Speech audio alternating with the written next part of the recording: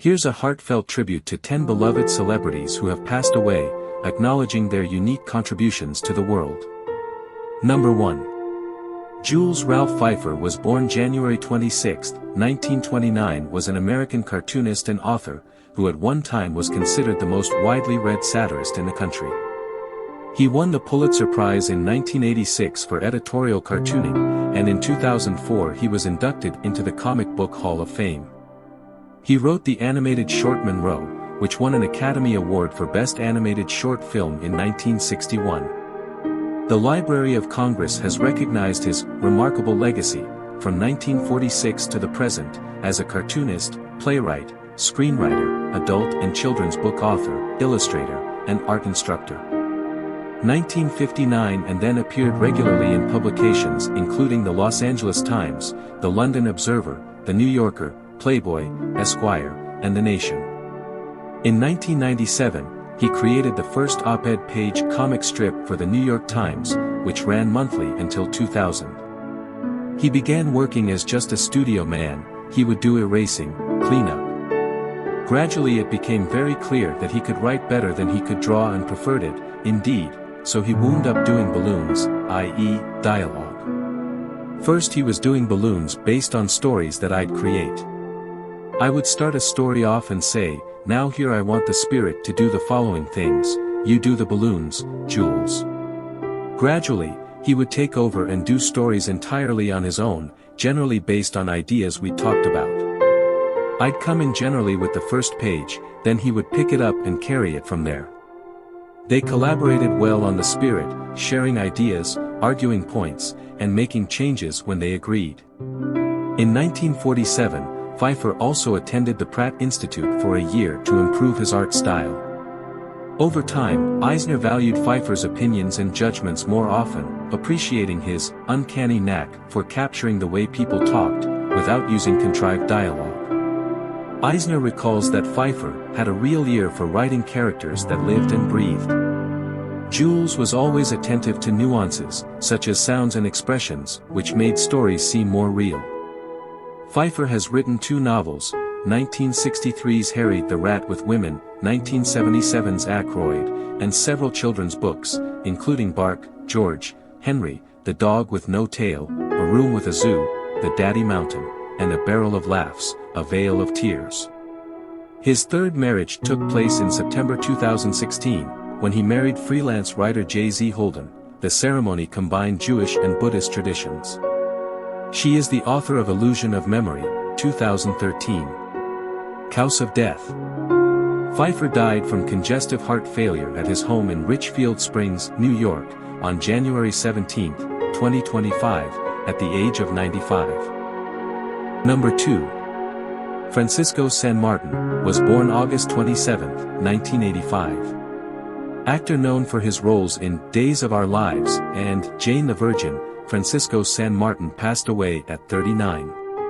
San Martin was born in Mallorca, Spain, and raised in Montana, Forbes reported.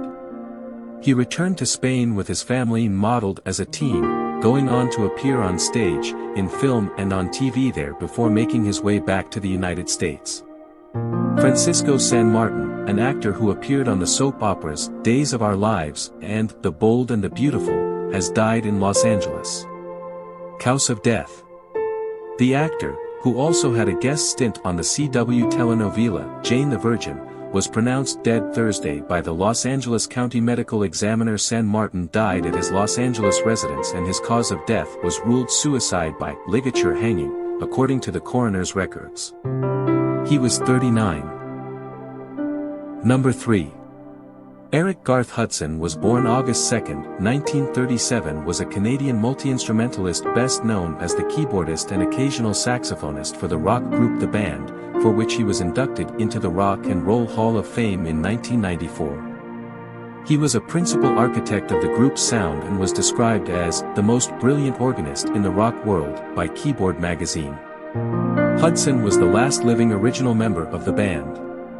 A master of the Lowrey organ, Hudson's other primary instruments were piano, accordion, electronic keyboards, and saxophones, alto, tenor, soprano, baritone, bass. He was a much in-demand and respected session musician, performing with dozens of artists, including Elton John, who has cited him as an early influence.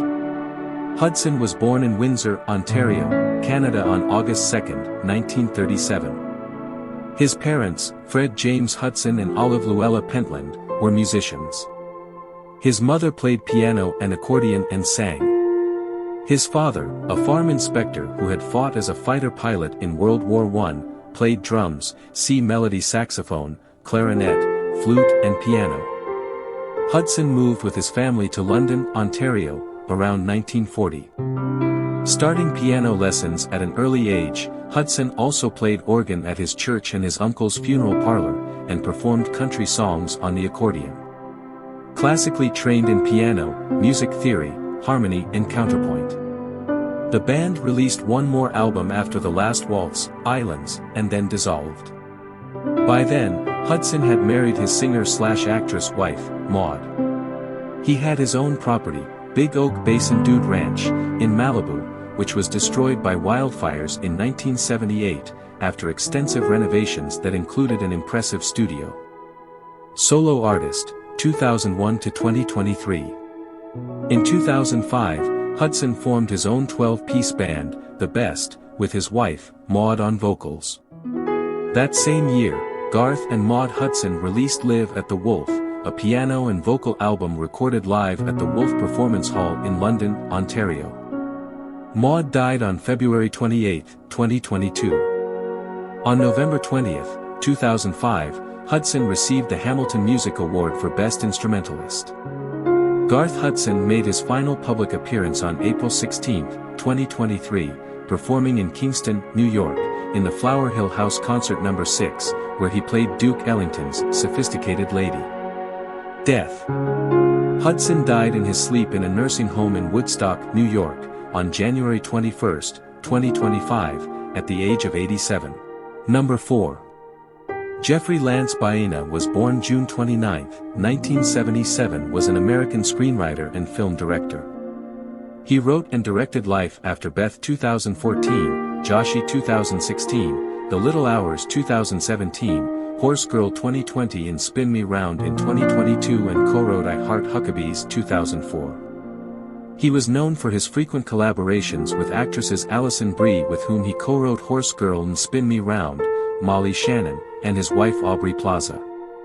Jeffrey Lance Baena was born on June 29, 1977, to Barbara, later Stern, and Scott Baena, and grew up in a secular Jewish family in Miami, Florida. His family was from New York City, and had moved to Miami due to his father's work as a lawyer. Baena's parents were divorced, which he credited in part with informing his dark sense of comedy. His first stepmother was manic-depressive, and under Florida's Baker Act was frequently institutionalized but then released, with Baena later commenting on systemic challenges in mental health care. He had a brother and 2 step-siblings. Baena became a production assistant for filmmaker Robert Zemeckis on What Lies Beneath and Cast Away, both 2000. After working with Zemeckis, Baena became an assistant editor for writer-director David O. Russell. After a year and a half of working together, a minor car accident injured one of Baena's eyes. Partially to keep his spirits up and pass the time during his recovery, Russell began discussing story ideas with Baena. The two ended up collaborating on 4 scripts together, including I Heart Huckabees, which Russell directed in 2004, and Jay Roach's Meet the Fockers, also 2004, for which they made uncredited revisions. The philosophical I Heart Huckabees was not a commercial success, but quickly became a cult hit, and received praise for the ambition in its storytelling. Baena had planned for the comedy drama Joshi to be his directorial debut, but actor and collaborator Adam Pally had to postpone for personal reasons. Baena then decided to work on the zombie comedy Life After Beth, from a script he started writing in 2003, which became his debut. This film had been in production but shelved shortly after it was written, and was only picked back up after comic actress Aubrey Plaza was looking for a role and her agent remembered the script. With Plaza attached, the production resumed. Flavorwire wrote that Baena's control of the material is occasionally uncertain, while Mark Kermode felt Baena, kept things just the right side of believable, eschewing explanation in favor of cracked domesticity. Baena met actress Aubrey Plaza during a game night in 2011, and they began dating. In 2021, on their 10th anniversary, they were married in a small ceremony in their backyard. Cause of death. On January 3, 2025, Baena's body was discovered at his home in Los Angeles by his assistant, and he was pronounced dead at the scene. He was 47. The Los Angeles County Medical Examiner reported the cause of death as suicide by hanging. The 82nd Golden Globe Award ceremony was held on January 5, with Best Director winner Brady Corbett paying tribute to Baena at the end of his acceptance speech. Number 5. Leslie Ann Charlson was born February 22, 1945, was an American actress, best known for her role as Monica Quartermain on the ABC daytime soap opera General Hospital. Charlson was born in Kansas City, Missouri, on February 22, 1945. Actress Kate Charlson was her sister. Her career began on short-lived ABC daytime soap opera A Flame in the Wind in 1964. In 1966 she joined the cast of As the World Turns. In 1968, she played the role of a doctor's daughter in The Wild Wild West in the episode The Night of Fire and Brimstone. From 1967 to 1970, she starred on the CBS soap opera Love is a Many-Splendored Thing. She played the role of Iris Donnelly Garrison. Her character was a part of a highly popular love triangle with David Burney and Donna Mills. Charlson guest-starred on many series from 1970 to 1977, including Adam, 12, Emergency, Ironside, Mannix, Marcus Welby, M.D., Happy Days, Cannon, The Streets of San Francisco, and The Rockford Files. She had a supporting role in the 1973 science fiction film The Day of the Dolphin and co-starred opposite Shelley Winters in the television thriller Revenge. 1971, Charlson also had leading roles in a number of unsuccessful television pilots, most notable 1975 sitcom pilot Guess Who's Coming to Dinner. On August 16, 1977, Charlson returned to daytime television with the role of Monica Quartermain in the ABC soap opera General Hospital. Fred Silverman, then president of ABC, asked her to join the series, which at that time was near the bottom of the ratings and near cancellation. For 117 for her role, Charlson received 4 Daytime Emmy Award for Outstanding Lead Actress in a Drama Series nominations, in 1980, 1982, 1983, and 1995, too, during her General Hospital years. Charlson starred alongside Deidre Hall and Colleen Zenk in the 1993 made-for-television movie Woman on the Ledge, 7. She also guest-starred on sitcoms Dharma and Greg in 2001 and Friends in 2004. On August 24, 2010, it was announced that Charlson was being demoted to recurring status. Charlson was the longest-serving cast member of General Hospital. Cause of death. Charlson died in Los Angeles on January 12, 2025, at the age of 79. According to Variety, she had experienced several falls, which caused problems with her mobility, and had been hospitalized from one of them the week before her death.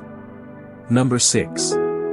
Samuel David Moore was born October 12, 1935, was an American singer who was best known as a member of the soul and R&B duo Sam and Dave from 1961 to 1981. He was a member of the Rock and Roll Hall of Fame, the Grammy Hall of Fame for Soul Man, the Vocal Group Hall of Fame, and the National Rhythm and Blues Hall of Fame. Moore was known for his work as Sam of the soul music duo Sam and Dave, where he was the higher tenor voice. He performed in concerts ranging from the Atlantic Records 40th anniversary party in 1988 to the New Orleans Jazz Festival and the South by Southwest Music Industry Conference in 2006. Moore performed in, among others, a tribute to Elvis Presley in 1994, the Grammy Awards 2006 tribute to Wilson Pickett, and the Kennedy Center Honors in 2006 for Smokey Robinson. He worked with other famous recording artists including Conway Twitty, Bruce Springsteen, Don Henley, Elton John, Phil Collins, Lou Reed, Mariah Carey, Vince Gill, Marty Stewart, and with others in live and recorded performances. Between 1965 and 1968, Sam and Dave had a string of further hits, including You Don't Know Like I Know, I Thank You, and Hold On, I'm Comin'. They had a reputation as a high-energy live act to rival Otis Redding, with whom they toured Britain and Europe in 1967, and a history of Stax described them as double dynamite. At their peak, they had their own plane, toured with a 16-piece band and an entourage of 35, and averaged 280 shows a year. The ending of their association with the Stax record label and their frequently volatile relationship contributed to their first breakup in 1969. Moore moved to New York's music scene where he was introduced to heroin and cocaine, beginning 15 years of addiction.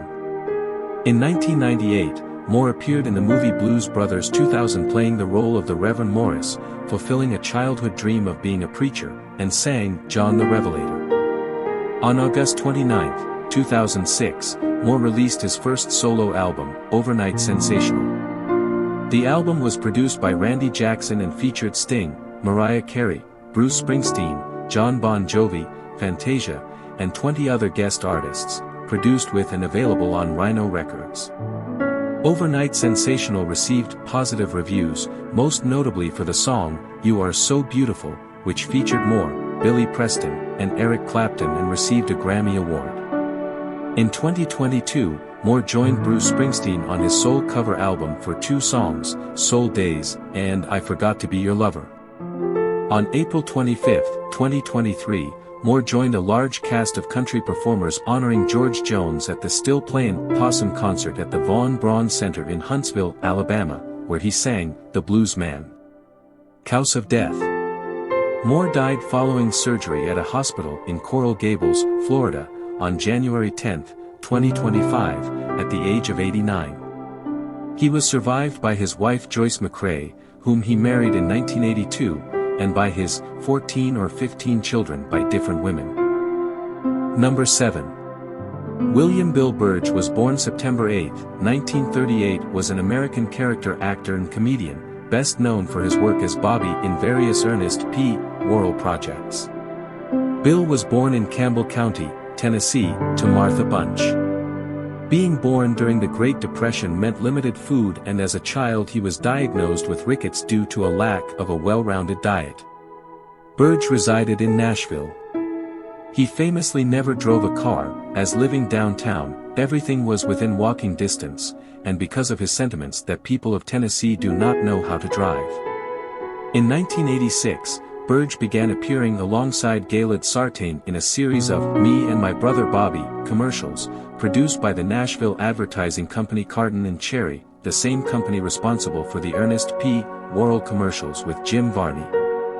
Basic premise was Sartain and Burge were twin brothers who didn't look anything alike. While the shtick was loudmouth Chuck, Sartain would endorse a certain product, and in some cases, would bungle something in the process, while his quiet and collected twin brother Bobby, Burge, would mostly agree with whatever Chuck's sentiments were with a simple, yet enthusiastic nod. Afterwards, Sartain was absent from remaining Ernest films, but Burge continued to portray Bobby, and was paired with somewhat similar characters, including a younger brother Tom, Dallas native John Cadenhead, in Ernest Scared Stupid, and alongside Linda Cash's character Gerda in Ernest Goes to School, which was filmed in Vancouver, British Columbia. In the original commercials and Ernest TV series, Bobby never speaks, but will occasionally mouth what he is trying to say, or even hold up a sign with his thoughts written on it. In the following Ernest movies, however, Bobby actually did speak, even if only a line or two.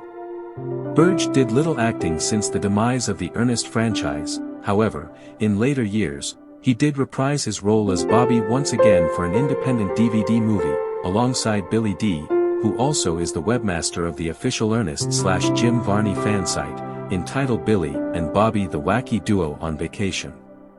In the movie, buddies Billy and Bobby go on road trip, but before they do, Billy needs to teach Bobby how to drive, which reflects Burge's real-life lack of driving skills. Bobby also had a lot of dialogue in the movie as well.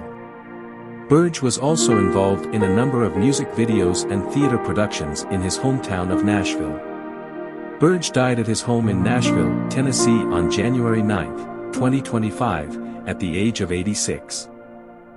Number 8. Brian Robert Matthews was born February 11, 1987, was an American professional baseball pitcher. He played in Major League Baseball, MLB, for the Baltimore Orioles and the Chicago Cubs from 2009 to 2016. Matthews attended St. Mary's High School in Phoenix, Arizona, graduating in 2005. He enrolled at the University of San Diego, where he played college baseball for the San Diego Toreros. Matthews, Josh Romanski, and Matt Couch anchored the Toreros' starting rotation. In the summer of 2007, Matthews pitched for the U.S. national collegiate team, going 3-1 with a 1.33 ERA in 4 starts as the U.S. finished second in the Pan Am Games in Rio de Janeiro. In 2008 with San Diego, Matthews was named the West Coast Conference Pitcher of the Year, was a finalist for the Roger Clemens Award, and was a first-team All-American. He led the NCAA with 141 strikeouts and was 12-2 with a 1.71 ERA in 105 innings. In 3 seasons with San Diego, he had 396 strikeouts, a school record. Matthews began the 2012 season in the rotation, but was demoted to the bullpen in August. In the bullpen, he excelled, striking out 19 with a 1.35 ERA in 18 appearances. He also did not allow a single inherited runner to score. He pitched the last 3 months of the season with a rectus abdominis tear, preventing him from sprinting, but not pitching. He had surgery in October to repair the tear, and was expected to be back for spring training. In 2013, Matthews made the transition to full-time reliever, appearing in 65 games. He was 2-1 with a 3.53 ERA for the Orioles. On May 23, 2015, he was ejected from the game against the Miami Marlins in the 12th inning for having a foreign substance on his right forearm. He was the second pitcher to be ejected for a foreign substance that week. He was suspended for 8 games. He posted a 2.94 ERA and 10.29 strikeouts per 9 innings in 58 relief appearances in 2015. On February 4, 2016, Matthews and the Orioles agreed to a 1-year deal to avoid arbitration.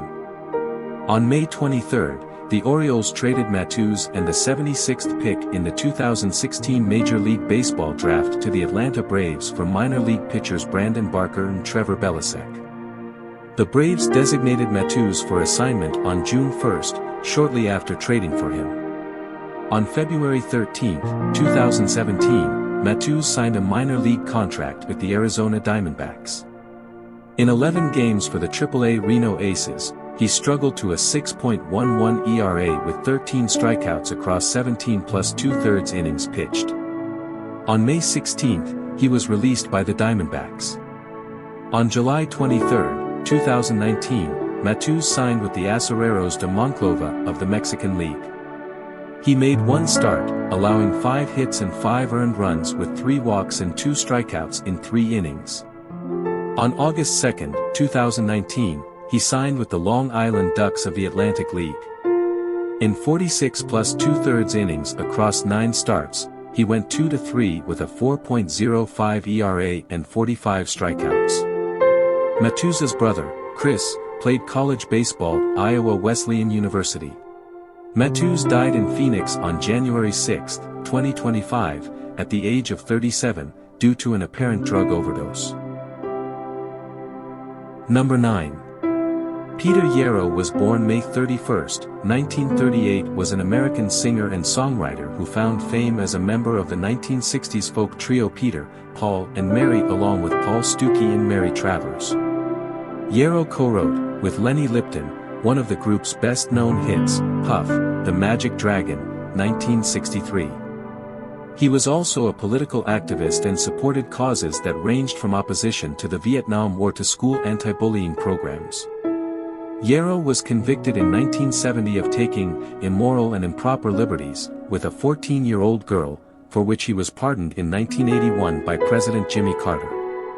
In the 2024 Bob Dylan biopic A Complete Unknown, Yarrow is portrayed by Nick Pupo. Peter Yarrow was born in Manhattan on May 31, 1938, the son of Vera Weisbrod, née Vera Burdikoff, and Bernard Yarrow.